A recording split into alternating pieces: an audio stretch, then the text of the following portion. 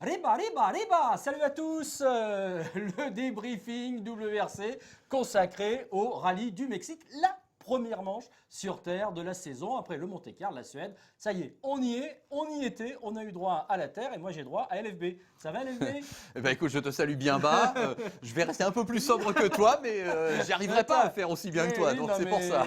On se Excellent. posait tous la question, bien sûr, allez, on peut continuer. Quel allait être le sombre héros de ce rallye du Mexique? Il n'a pas été sombre, il a été chanceux, il s'appelle Chris Meek. Parce que là, franchement, les amis, on va revenir avec toi, Lévi, si Ouais. tu veux bien, sur l'image de ce rallye. Bah, tout simplement, l'image pour nous, c'est à quoi? À 2 ou 3 km de la fin de la Power Stage, quand Chris Meek, d'un seul coup, a décidé d'aller jouer un petit peu dans le parking, un peu en contrebas de la piste. Quand même incroyable. Alors effectivement, ça a été un moment assez fou, on n'y croyait pas. Alors, c'est la jurisprudence au gier, si j'ose dire. On peut donc craquer dans une power stage à quelques C'est hectomètres ça. de la fin. Même Sébastien Ogier Voilà. lui-même l'a fait en Espagne. C'est ça. Et depuis, c'est pour ça qu'on a un peu cette tension qui flotte. Absolument, Et je peux te absolument. dire, on a une image, vous verrez dans le programme sur Motorsport TV, bien sûr, on a une image dans l'antichambre Citroën où tout le monde regarde les écrans. Je peux te dire qu'on n'est pas complètement serein. Je te dis pas qu'on croit que Chris Meek il va lui arriver quelque chose. Mais tant que c'est pas Mais fait, bien sûr, on voit bien mais bien sûr. qu'on retient son souffle chez Citroën. On Bon, rappelle ça, quand c'est même que sûr. ce sont des power stage quand même, ce sont des vrais spéciales. Ouais. On n'est pas du Non. tout dans la démonstration de quelques kilomètres. Ça dure 12 minutes 20 et quelque chose. Plus de 20 Et kilomètres, Plus de 20 ouais. kilomètres. Donc là, il y a un véritable enjeu. Et en plus, il n'y avait pas eu de premier passage. Non. Donc, balayage de la route. Même si Chris Meek avait la route bien propre, bien nettoyée, bien balayée. Le Mexique a une particularité. C'est d'accord, il y a balayage, mais la poussière a toujours tendance à Oui. revenir entre chacune des voitures. Ce qui fait que c'est jamais complètement propre. En fait, Voilà. Là, en tout cas, virage à gauche, rapide. Et effectivement, on devine bien à l'image sur le Oui, moment que Chris on le Meek sent. arrive trop vite, ouais, On le sent. que ça va trop large. Alors après, vue d'hélicoptère, on voit un petit peu mieux ce qui se passe. En fait, il tombe dans un parking. Il accroche quand même une voiture, c'est une Volkswagen, maintenant on le sait, il y a une photo qui est parue sur les réseaux sociaux, au niveau du haillon, on va dire. Il passe par-dessus. Là, après, en fait, on s'aperçoit qu'il aurait pu revenir Oui, plus beaucoup vite. plus vite. Hein, il zigzague au milieu du parking. Mais ça, c'est une image, Patrick, tu as vu, absolument, Ah non, mais une des images de l'année, d'ores d'ores et déjà. Par là, Ouais, parce ouais. que franchement, c'était. Il zigzague dans le parking. On imagine tout ce qui lui passe par la tête. Là, ça doit être la panique parce que vous verrez également sur notre programme ce qu'il se dit à l'intérieur de la voiture. Et Paul Nagel tout de suite dit « Oh, Chris, non, on a raté, on a tout foutu en l'air. » On croit que ça y est, c'est foutu. Il le croit tout de suite. Et puis, on voit bien que Mick essaie de trouver une sortie et il va la trouver, sa sortie, même s'il perd plus de temps qu'il n'aurait peut-être dû. Mais là, effectivement, mentalement, il sait qu'ils ont 30 secondes d'avance et que donc c'est encore jouable. Mais quand ils passent la ligne, ils ne le savent pas Ils ne s'ils le ont savent gagné. pas. Tout Et à dit, fait. on a gagné, on l'a fait. Ils croient, je pense, dans un premier temps qu'ils ont perdu. Qu'ils ont perdu. Parce que oui, le temps là doit Mais- pas avoir la même notion. Et on leur dit, si, c'est bon. C'est bon. Mais alors, dis donc, quelle Bon, frayeur. moi j'ai noté 37 secondes Oui. d'écart entre les deux avant cette Power Stage, de 13 secondes 8 à l'arrivée. Donc ce n'est pas passé loin, Non. c'était fin. Et d'ailleurs, si je devais rajouter une deuxième image du jour, une deuxième image de ce rallye, ça serait la tête de Mick qui, même sur le podium, Ah bah, alors, oui. ne comprend toujours pas, n'a toujours pas véritablement ni posé les pieds sur terre. Oui. On se demande où il est dans sa tête. Il a la tête de quelqu'un qui a encore perdu, Oui, ou qui n'a je pas suis- encore gagné. Je sais pas. Je suis tout à fait d'accord avec toi. Simplement, comment interpréter ça? On voit bien qu'il y est pas et qu'il Non, il n'y est pas. il gamberge beaucoup. Moi, je pense qu'il y a peut-être deux cas de figure. Il y a une sorte de soulagement. Oui, j'ai gagné quand même. Il y a de l'émotion. Mais il y a peut-être la peur rétrospective. Ah, mais je Parce crois que, aussi. Patrick, s'il se plante effectivement de manière complète et qu'il sort et qu'il perd ce rallye du Mexique à quelques hectomètres de l'arrivée, je ne te dis pas que ça remet en cause sa carrière, je ne te dis pas que chez Citroën, on va renégocier son contrat, mais c'est évident que ça aurait fait Ah un oui, non, grand non, désordre. c'est évident. Et j'ai l'impression que tout ça passe un petit peu dans sa tête et qu'il est en train de se dire je suis chanceux, il le dit, Oui. mais en même temps, j'ai failli faire la connerie, si vous me Mais permettez, oui, c'est ça. de l'année. Bah, bien sûr, bien sûr. Et voilà, il fallait pas la faire. Et on peut même penser que dans les circonstances depuis de ce début de championnat, surtout du sien, même ça. Eh bien, ça a gâché la fête pour, Oui, pour un Citroën peu. Ah Racing. oui, ouais. Parce que, bon, voilà, ok, il a dominé le vendredi, il a dominé le samedi, il a encore dominé un peu le dimanche matin, mais il y a cette cagade qui, quand même, vient un peu gâcher la fête.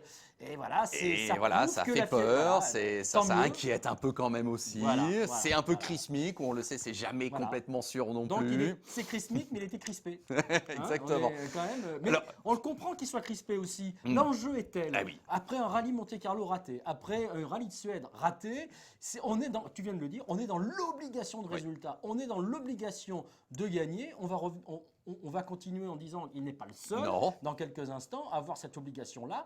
Mais bon, allez, il a enfin, moi je dirais, profiter quand même. Premier rallye-terre de l'année, je le disais, il fallait pour des pilotes comme lui, et donc pour Thierry Neuville, puisque c'est de lui dont on parle également, il fallait absolument profiter de cette position favorable au départ sur la route le premier jour. On a vu que Mick, il a su en profiter. tout à fait. On a vu aussi quand même qu'il a su aussi résister et utiliser aussi la route propre et balayée le lendemain pour non seulement continuer à être devant, mais accroître son avance Ah oui. sur Sébastien Ogier. Bon, le fait est qu'il marque que 25 points et que Ogier, par exemple, qui fait 2 de la Power Stage, en marque 22. 22. Pour moi, Tout à 22. fait. Hein, ouais, c'est ça, 22, tout à on fait. est d'accord. Tout à fait. Donc, encore une fois, si on veut évacuer d'ailleurs le sujet au passage avant de s'intéresser à Hyundai Patrick, Sébastien Ogier, fidèle à lui-même. Voilà. Ah oui, quand on ne peut pas gagner, on on va fait le chercher les podium, points voilà. importants et on est sur le podium. Deuxième au championnat, c'est ce qu'il dit dans une interview à la fin.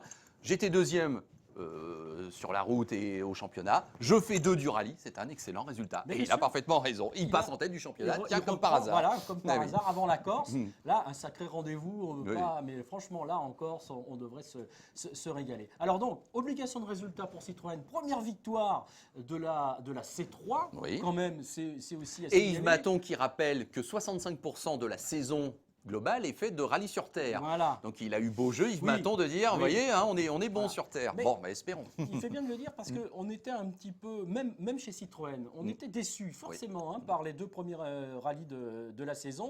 Et là, on a compris qu'avec la version terre, puisque je rappelle qu'il y a 2 versions Oui. pour cette C3 avec des positionnements de suspension et d'amortisseurs différents entre la version asphalte et la version terre, on a eu la confirmation que la version terre est parmi les plus rapides des voitures Tout sur à fait. du Tout à plateau. Donc là, c'est une bonne nouvelle effectivement pour Citroën Racing. On va passer donc au deuxième pilote qui devait signer de bons résultats, qui a bien failli remporter le premier rallye de la saison, qui a bien failli remporter le deuxième rallye de la saison. Et incroyable mais vrai, pour l'instant, c'est peut-être la voiture qui a montré être la plus rapide des 2 premiers rallyes, qui n'en a toujours pas gagné un, Oui. puisque Ford a gagné, Toyota a gagné, et bien là, c'est Citroën qui a gagné, ce n'est pas Hyundai.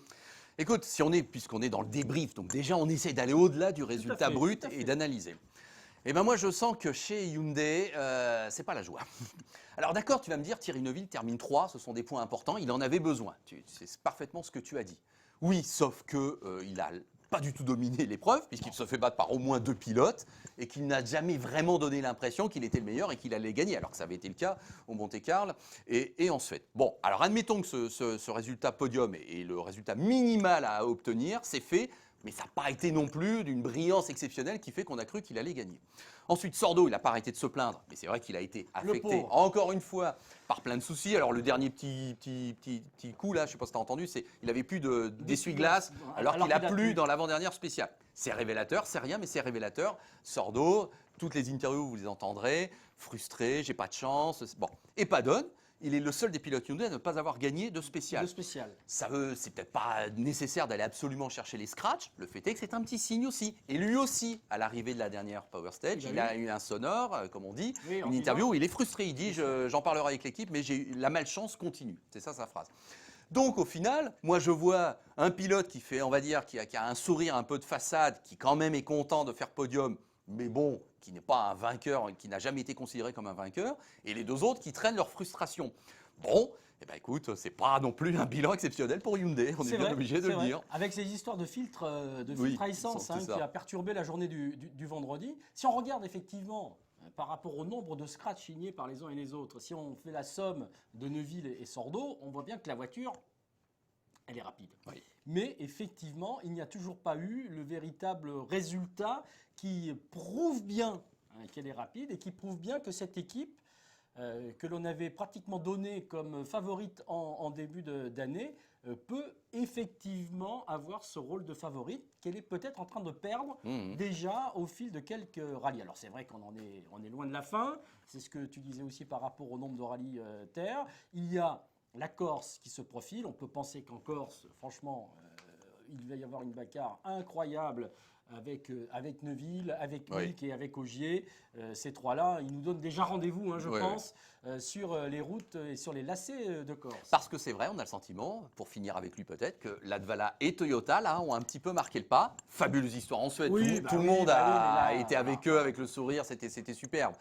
Là, dès le début, ouvrir, l'altitude, peut-être les problèmes de jeunesse, l'adaptation de de ce nouveau package global, ça a été plus difficile. Alors on est à l'arrivée, même Anninen est à l'arrivée. Anninen malade comme un chien. Oui, il avait une tête, le pauvre, absolument horrible, faut être honnête.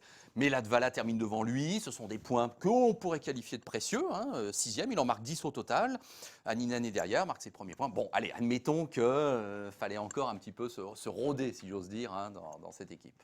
Et puis bon, tu en as fait allusion tout à l'heure, Sébastien Ogier qui sauve et qui prend de gros points. Voilà, on continue la gestion d'un championnat. Alors, c'est vrai que c'est pareil, quand on lit un peu à travers les phrases de chacun de ces pilotes, on a senti quand même une petite frustration de ne pas avoir pris les 5 points de la Power Stage pour 3 petits dixièmes. Pour un pied qui est resté coincé.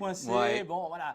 On sentait bien derrière le côté non mais je suis content. Non, le regard disait un petit peu autre chose. Il aurait bien aimé prendre le point supplémentaire, histoire d'en avoir un de plus, parce qu'il sait bien que en fait, ça va être compliqué et que...